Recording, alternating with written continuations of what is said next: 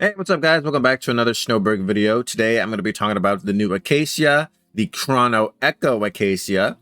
So, the new Acacia is a kinetic DPS. So, if you do want a new DPS, or if you're new to the game, I do definitely think she's worth pulling since she is a DPS. I also managed to snag her weapon, the Moonwake Blade, as well, which does increase attack of the operative by 18%. When the equipping operative uses the ultimate skill, she will gain the Moonwake State, which basically will increase Acacia's kinetic damage by 33%. When the equipping operative actively uses ultimate skill again, its damage is further increased by 24%. While in the Moonwake state, dealing kinetic damage caused affected targets to take up 18% more skill damage from the equipping operative. So, pretty good weapon for Acacia. If you do want a higher NS score, I think the Moonwake Blade is definitely worth pulling for, but it is up to you at the end of the day.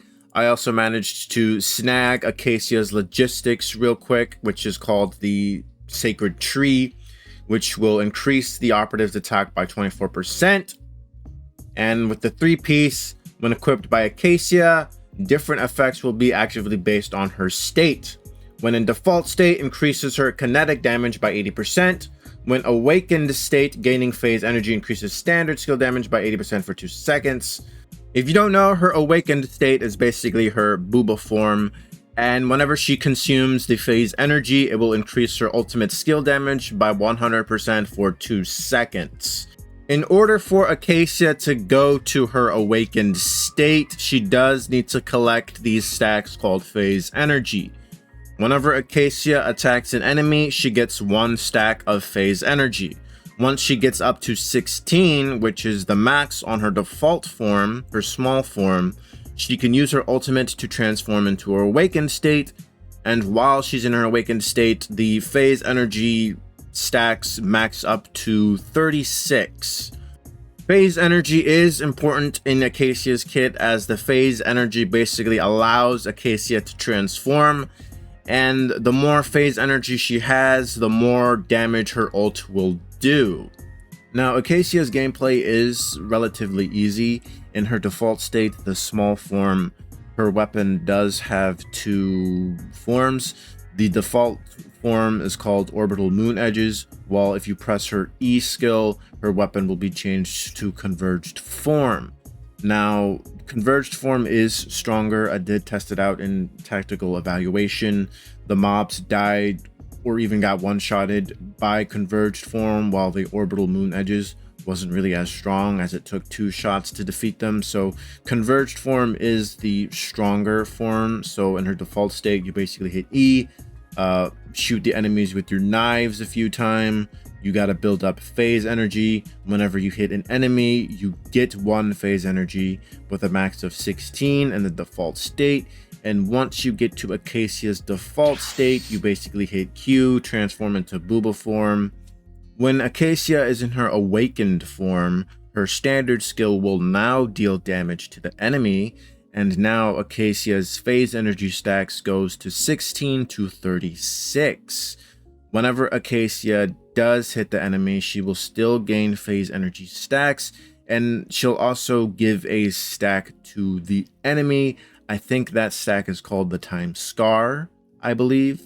And when the enemy has 3 Time Scars, you'll be able to hold Awakened Acacia's standard skill.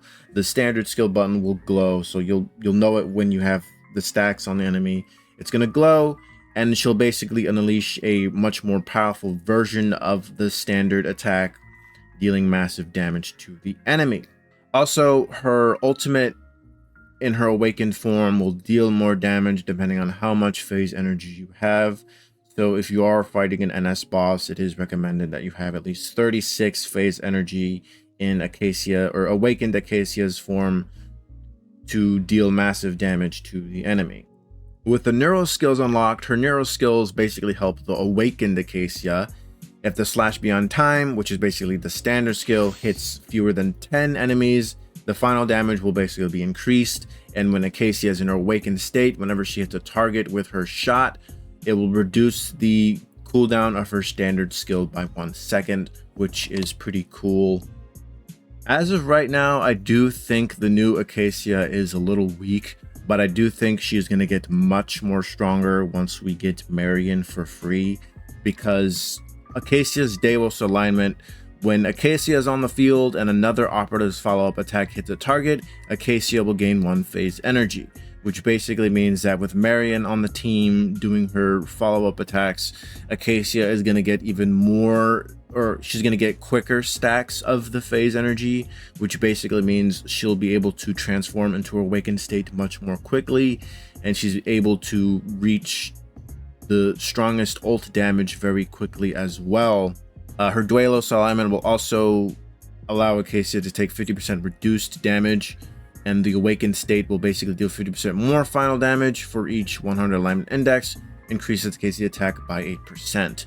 But I do think Marion is going to help Acacia tremendously, since Marion will basically help Acacia gain the phase energy much more quickly. But as of right now, you definitely can't go wrong pulling for Acacia, since you do get Marion for free.